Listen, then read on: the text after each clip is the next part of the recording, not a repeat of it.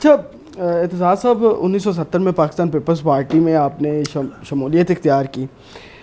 General Ziaul हक और जुल्फ़िकार अली भुट्टो साहब के दरमियान ये इशू कब होने शुरू हुए इस्टेब्लिशमेंट के उस वक्त के, और क्या असल वजह बनी जो आवाम अभी तक नहीं जानती, जो सिर्फ शायद आप अभी भी अपने दिल के अंदर रखे हुए हैं? नहीं, कोई ऐसी बात नहीं है कि मेरे दिल में या मेरे इल्म में और औरों को इल्म में जो बुनियादी तौर पे बातें आती हैं वो कई तहरीरों से जो कि मौके पर थे और भुट्टो साहब के साथ जिन्होंने जेल में के दौरान उनको मतलब है ख़बर भी लेते थे, उनका ड्यूटी में था।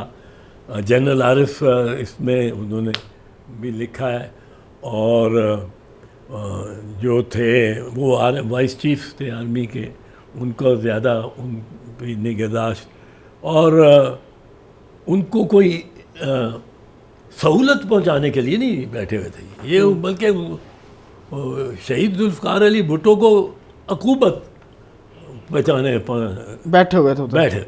अब जनरल आरिफ थे, जनरल यानी एक ये जो सुपरिटेंडेंट जेल है वो उसने भी उस पर इंटरव्यूज़ दिए और बड़ी भरपूर बात की। जो उस वक्त सुपरिटेंडेंट जेल का था हमारे गुजरात का था, मुझे ज़हन में याद आ जाता है, सबको याद है उसका नाम। वैसे वो उसने काफ़ी किए दिया है।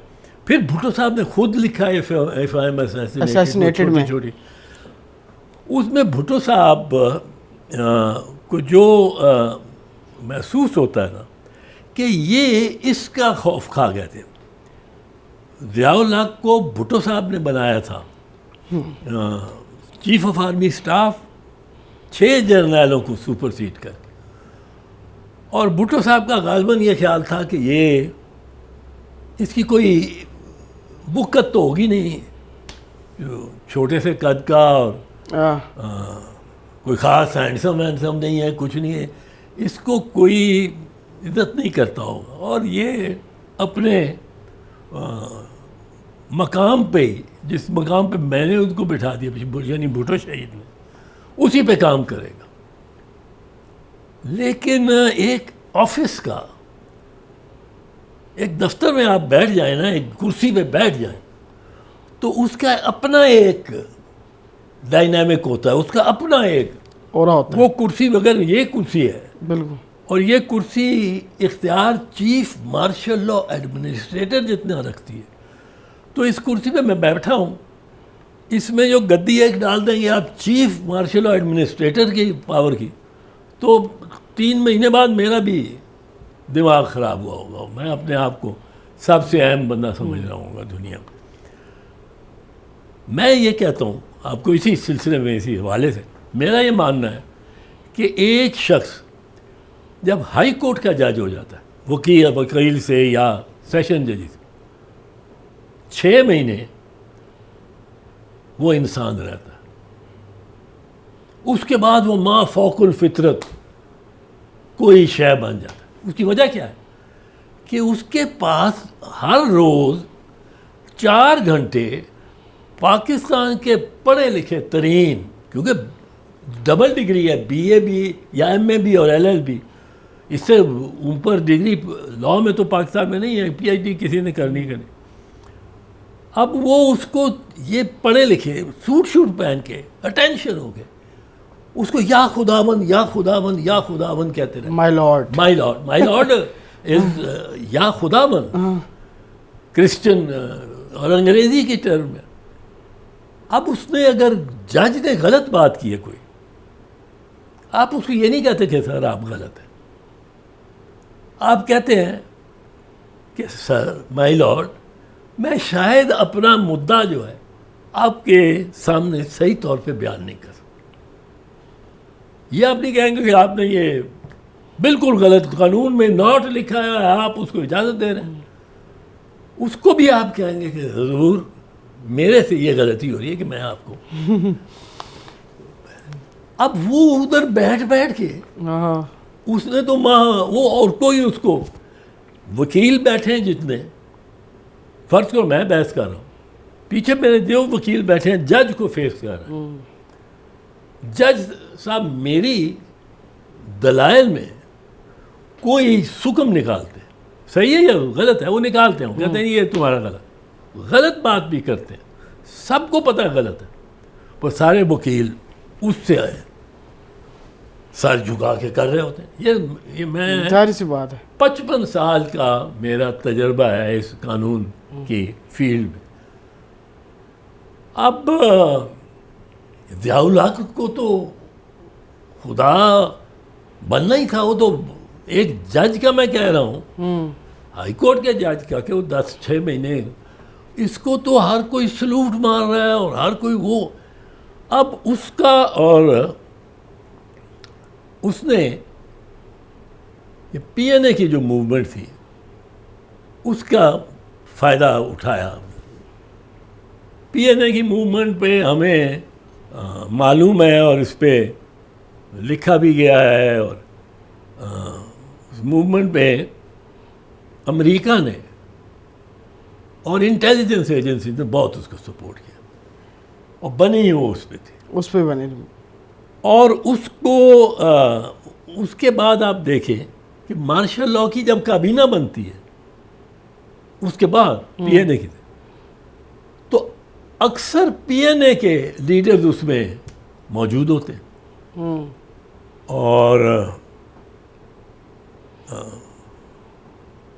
उस ज़ियाउल हक की काबीना में नवाबजादा नसरुल्लाह साहब तो खुद तो नहीं जाते, बुजुर्ग थे, पर अपने वुज़रा उनके बैठे हैं, अंसारी साहब जंग के, और अरशद चौधरी अरशद साहब जहाँ इस्लामाबाद में ही रिहाइश पजीर थे, और ये जावेद हाशमी, और मतलब उनके वुज़रा सारे बैठे थे। अब वो पीएनए के साथ उनका ये इस किस्म का, भुट्टो साहब के साथ इसके बरक्स। पहली तो बात यह है कि ज़ियाउल हक ने जब देखा कि तमाम अफरा तफरी के बावजूद 4 जुलाई की रात को पीएनए और पीपल्स पार्टी का समझौता हो गया, दूसरे दिन उन्होंने वो उसका ऐलान करना था, और अखबारों में, रेडियोज़ पे और ज़मीन में चल गया कि समझौता हो गया, समझौता। अब उस दिन ज़ियाउल हक ने मार्शल लॉ लगा दिया रात को। जिस तरह ये आज नेतन्याहू ने देखा कि ये फ़लस्तीनियों और अमेरिका के इनके मुज़ाकरात, ईरान और अमेरिका के, ये चौथा राउंड था और बड़ा फैसला कुन राउंड था। हाँ, और ये ट्रम्प भी कह रहा है, और उसने कहा ये तो मैं मारा क्या अगर ये समझौता हो गया। उसने उस दिन फौरन हमला कर दिया, और वो बातचीत का सिलसिला ख़त्म हो गया। ये उसने ज़ियाउल हक ने ये सोचा।